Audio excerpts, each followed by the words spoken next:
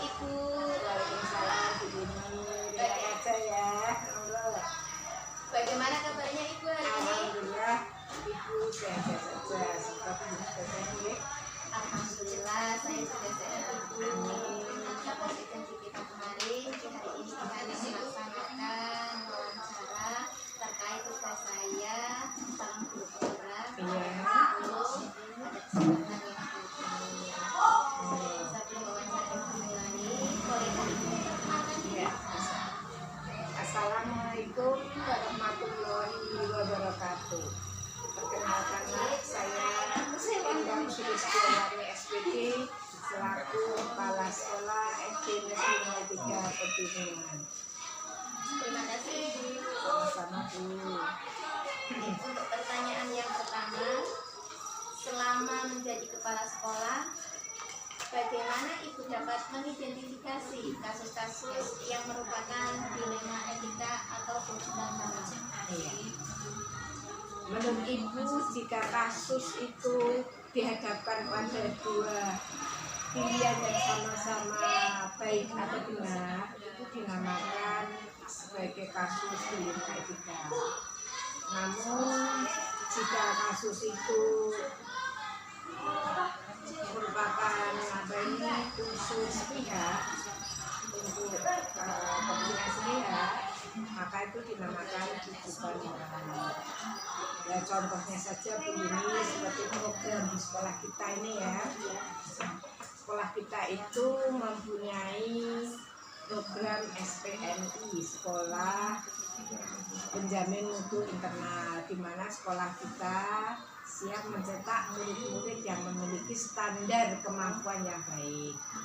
Bukti yang dapat dilihat, sekolah kita itu sudah memiliki banyak piala kejuaraan yang kita peroleh, yang mana kita tonton di depan. Sekolah kita juga dengan demikian bisa menarik masyarakat di sekitar kita untuk menyekolahkan anaknya di SD kita. Sementara untuk penerimaan siswa baru itu dibatasi hanya 28 anak. Nah, kemudian masyarakat sekitar yang ada di lingkungan kita sekolahnya hanya satu. Mau tidak mau kita tentunya akan menerima siswa banyak. Sementara sekolah yang ada di lingkungan pedesaan itu sebagian besar di sebelah timur. Itu begini.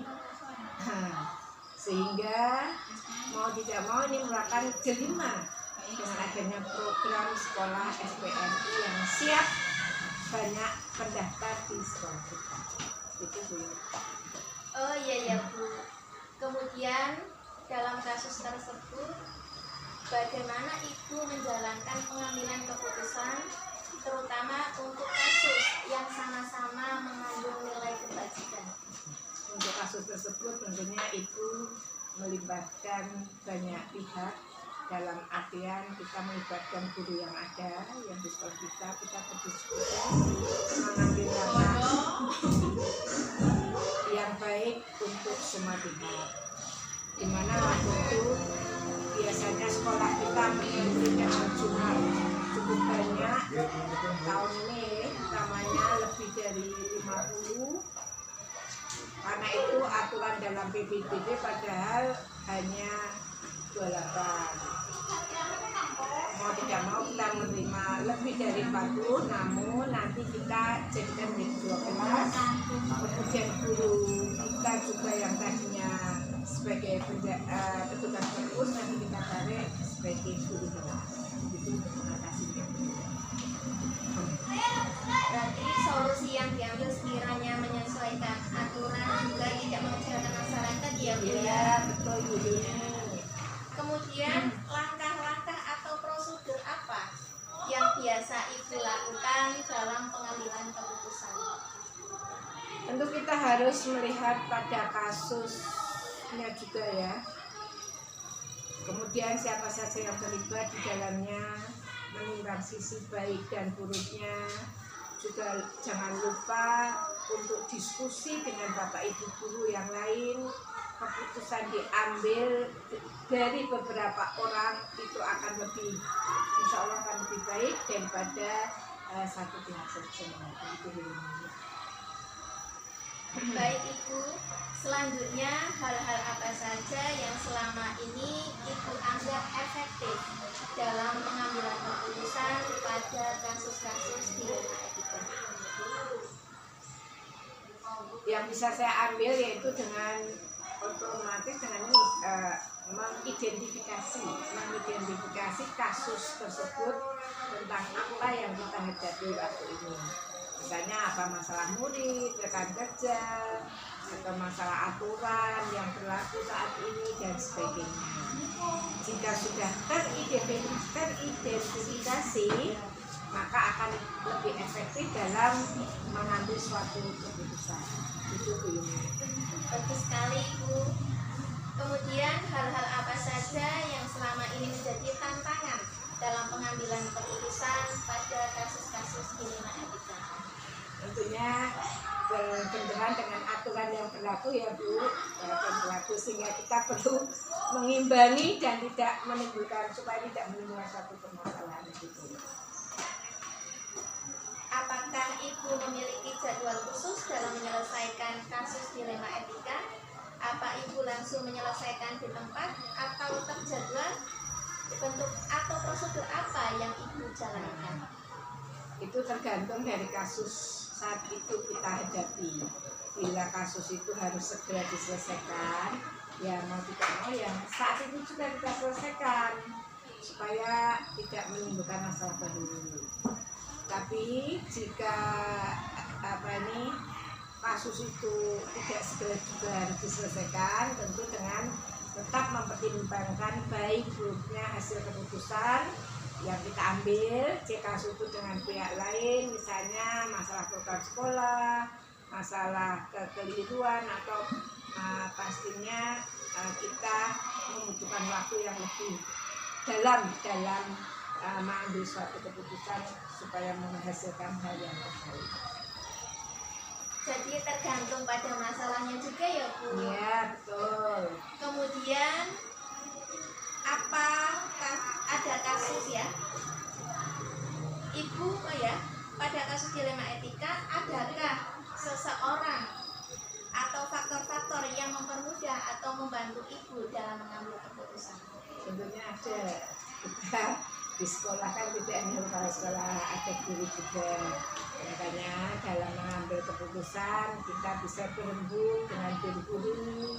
Kita juga punya partner sparring dengan komite ya. Jadi pihak-pihak ini sangat membantu Ibu saya dalam mengambil suatu keputusan, karena dapat membuka atau memberi pandangan lain kepada saya dalam mengambil satu keputusan ini. Wah, bagus sekali Ibu ya, sangat luar biasa. Tidak terlepas dari orang-orang yang terdekat ya Bu. Iya, betul. Kemudian ini Bu, pertanyaan yang terakhir. Pembelajaran apa yang dapat Ibu petik dari pengalaman Ibu dalam mengambil keputusan dilema etika? Ya. Pelajaran yang bisa Ibu petik ya, bahwa tidak semua hal yang baik itu dapat dilaksanakan selama karena memperhatikan nilai-nilai baik lainnya. Selain itu dalam mengambil tindakan atau keputusan, jangan pernah kita meninggalkan yang namanya masalah. Dengan musyawarah, masalah seberat apapun nanti akan kita menghasilkan sesuatu yang terbaik. Masya Allah, sangat baik sekali Ibu, luar biasa. Intinya jangan sampai kalau memutuskan sesuatu terlepas dari yang namanya musyawarah ya. Terima kasih Ibu atas waktunya sehingga acara ini bisa berjalan dengan lancar. Terima kasih. Sama-sama begini, sahabat, semoga begini sudah sukses ya. Itu saja yang bisa saya sampaikan. Kurang lebihnya mohon maaf.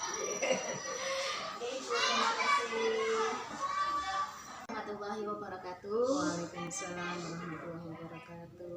Selamat siang Ibu Linda. Selamat siang Bu. Bagaimana kabarnya hari ini? Alhamdulillah sehat, baik sekali. Bagaimana Bu ini?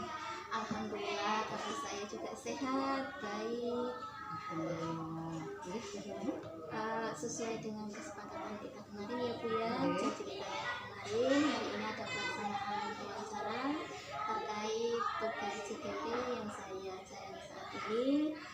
Sebelum wawancara dimulai, bolehkah Ibu memperkenalkan diri? Oke. Terima kasih Bu Sriwahyuni. Perkenalkan, saya Siti Linda Haini SPD SD. Saya kepala di SDN 04 Kabunan, Kecamatan Taman, Kabupaten Pemalang. Terima kasih. Terima kasih Ibu. Sebelumnya ada beberapa pertanyaan yang ingin saya sampaikan pada kesempatan yang baik ini terkait pengambilan keputusan seorang guru. Langsung saja ya Ibu ya. Monggo silakan. Untuk yang pertanyaan yang pertama, bagaimana Ibu dapat mengidentifikasi kasus-kasus yang merupakan dilema etika atau rujukan moral? Terima kasih Bu Sriwahyuni. Yang pertama terkait dengan kasus, semua orang itu nggak pengen ada kasus, tetapi dalam kehidupan kita, apalagi instansi kita, banyak orang, banyak kepentingan, pasti bersinggungan terjadi kasus-kasus. Nah, adanya kasus-kasus di sini kita pilih manakah yang termasuk dilema etika maupun rujukan moral. Nah, pilihnya bagaimana, identifikasinya bagaimana? Ketika dalam dua kasus yang di mana keduanya itu sama-sama baik dalam artian tidak melanggar peraturan sesuai dengan perundang-undangan yang berlaku, sesuai dengan tata tertib yang berlaku, maka dua-duanya itu masuk dalam kasus dilema etika. Tetapi jika satu benar dihadapkan dengan satu kasus di mana kasus itu sebetulnya menyimpang dari peraturan yang berlaku, itu masuknya dalam ranah rujukan moral. Itu dua itu berarti saya menitikberatkan pada undang-undang atau peraturan yang berlaku. Kita pada peraturan yang berlaku ya Ibu Betul ya. sekali. Iya, kemudian bagaimana Ibu menjalankan pengambilan keputusan terutama untuk kasus-kasus yang sama-sama mengandung nilai kebajikan? Betul. Terima kasih. Kembali lagi pada kasus-kasus yang sama-sama mengandung nilai kebajikan, pasti kasus itu sesuai dengan perundang-undangan yang berlaku, masih pada peraturan yang sama. Namun ketika sebuah kasus terjadi harus segera dicarikan solusi, dicarikan penyelesaiannya. Hal pertama yang akan saya lakukan adalah identifikasi dulu. Seberapa darurat atau urgenkah kasus-kasus itu harus diselesaikan. Ketika memang harus segera diselesaikan, maka kita pasti dengan bergerak cepat mengidentifikasi dulu dan meminta konfirmasi dari pihak-pihak yang berkebutuhan. Dalam artian kasus ini terjadi dengan siapa? Selanjutnya kita cek juga kebermanfaatannya. Mana dari dua kasus itu yang lebih bermanfaat? Apakah untuk kepentingan pribadi atau seseorang atau malah justru untuk kepentingan bersama? Itu mungkin yang lebih diutamakan, mengidentifikasi yang harus diselesaikan jika dua-duanya sama-sama baik kebermanfaatannya. Kemudian tentunya karena kita di sekolah lebih condongnya apakah itu lebih bermanfaat ke siswa, kebermanfaatannya di situ. Ya, sangat bagus sekali ya Bu ya. Di sini yang langkah yang pertama adalah mengidentifikasi ya Bu ya. Iya, apalagi ini berkaitan dengan pendidikan yang berpihak pada murid ya. Betul Yang pertama sekali. itu memang semuanya yang terbaik untuk murid kita. Betul sekali. Kemudian pertanyaan yang selanjutnya ya Bu ya. Iya, langkah-langkah atau prosedur apa yang bisa Ibu lakukan dalam pengambilan keputusan? Terima kasih. Jika sebuah kasus ada yang harus segera diselesaikan, langkah yang pertama yaitu langkah identifikasi dulu. Kasus itu berhubungan dengan siapa atau apa, yang pertama. Yang kedua, libatkan keduanya untuk konfirmasi. Dalam artian kita menyaring dulu informasi-informasi, dan informasi itu tidak hanya dari satu arah. Kita dengarkan dulu sebetulnya ada apa dengan berbagai keterlibatannya atau rentang waktunya, sasarannya dan kebermanfaatannya itu lebih urgent yang mana yang harus diselesaikan. Baru setelah sudah ketemu semuanya, sudah tahu nih kebermanfaatannya siapa, yang bergelut atau yang mengalami itu siapa saja, terakhir baru kita satukan, kita musyawarahkan. Tetap saya sebagai pemimpin di sekolah ini tidak bisa mengambil keputusan serta-merta, tetap harus mempertimbangkan pendapat, gagasan, ide dari rekan-rekan guru yang lain. Walaupun ujung-ujungnya kepala sekolah lah yang mengambil keputusan, tetapi harus mendengarkan dulu pendapat dari rekan-rekan guru. Bagus sekali Bu, sangat luar biasa, mengutamakan musyawarah dulu ya untuk kesepakatan bersama. Iya. Baik Ibu, untuk yang selanjutnya, hal-hal apa saja yang selama ini Ibu anggap efektif dalam pengambilan keputusan pada kasus-kasus dilema etika? Ya, terima kasih. Kembali lagi pada penyelesaian kasus dilema etika yang saya kedepankan adalah musyawarah. Maka hal yang paling efektif adalah kita duduk bersama, kita bicarakan bersama. Saya yakin dan saya sudah praktikkan, ketika semua sudah duduk bersama, kita sudah tahu nih alasannya, tujuannya, ataupun manfaatnya, kita dengar bersama. Saya yakin semua yang diajak bermusyawarah itu paham, maka mau menerima dengan lapang dada apapun keputusan, dan itu keputusan hasil bersama. Baik sekali Ibu ya. Kemudian hal-hal apa saja yang Ibu selama ini menjadi tantangan dalam pengambilan keputusan pada kasus-kasus dilema etika? Terima kasih. Tantangannya begini Ibu, karena saya mengutamakan musyawarah. Tantangan yang pertama adalah kadang tidak semua guru itu mampu atau mau mengungkapkan pendapatnya.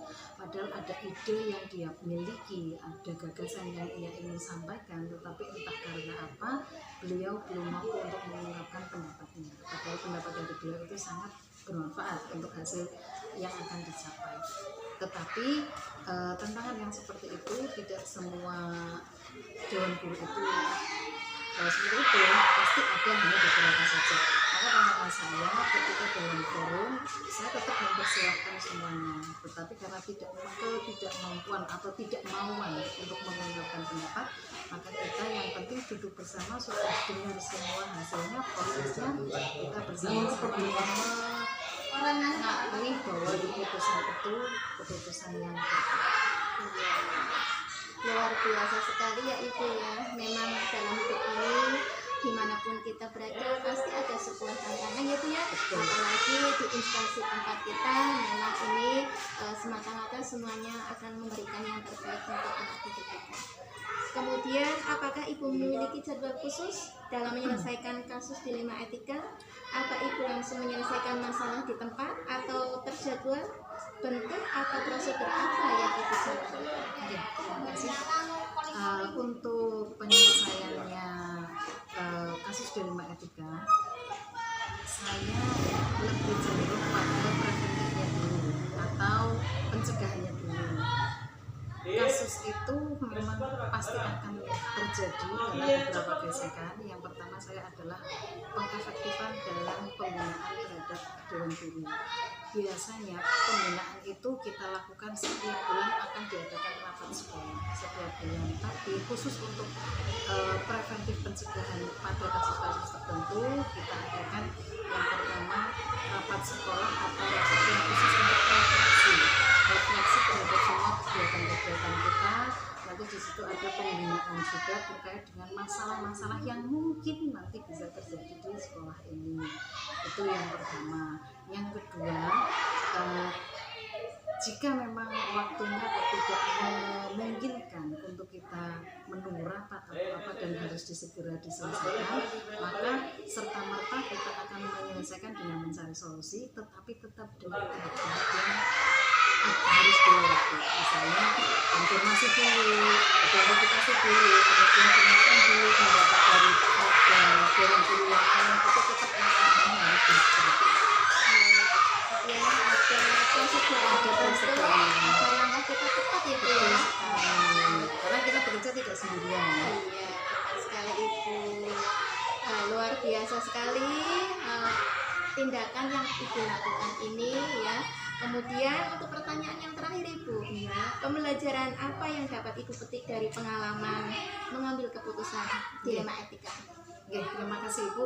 Pembelajaran yang paling saya petik, yang paling bisa saya petik dari kasus-kasus dilema etika ini, bahwa dilema etika itu sama-sama hal baik, sama-sama mengandung nilai kebajikan. Namun jika keduanya dibenturkan dalam artian kepentingan mana dulu yang harus diutamakan, pasti dua kasus ini pengen segera diselesaikan bersama.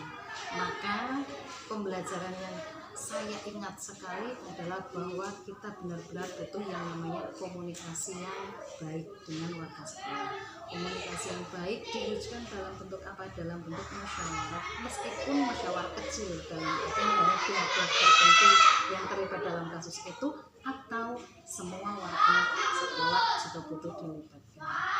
Utamanya adalah komunikasi yang baik dengan seluruh warga sekolah. Baik sekali Ibu, komunikasi yang baik antar semua pihak ya Bu. Bagaimanapun juga kita harus bisa bekerja sama dengan baik agar bisa mewujudkan pendidikan yang sesuai dengan apa yang kita harapkan ya Ibu ya. Iya. Baiklah Ibu, sangat luar biasa sekali, Masya Allah. Hal penting juga bisa saya pegang, terutama di sini adalah musyawarah untuk mencapai mufakat, dan itu sangat penting sekali ya Bu ya. Iya. Baik Ibu, terima kasih atas waktunya pada kesempatan yang baik ini. Ini merupakan pengalaman untuk saya pribadi agar ke depan lebih baik, dan semoga saja apa yang saya dapatkan ilmu hari ini bermanfaat untuk saya pribadi. Terima kasih Ibu. Terima kasih Bu Sri Wahyuni. Itu yang bisa saya bantu terkait dengan penyelesaian dilema etika yang pernah saya alami. Mudah-mudahan dengan sedikit sharing ini bisa menjadi manfaat buat panjenengan, bisa diambil hikmahnya mana-mana yang sesuai dengan kondisi yang sedang panjenengan alami. Itu saja, terima kasih. Mohon izin, cukup sekian Ibu. Sama-sama. Terima kasih.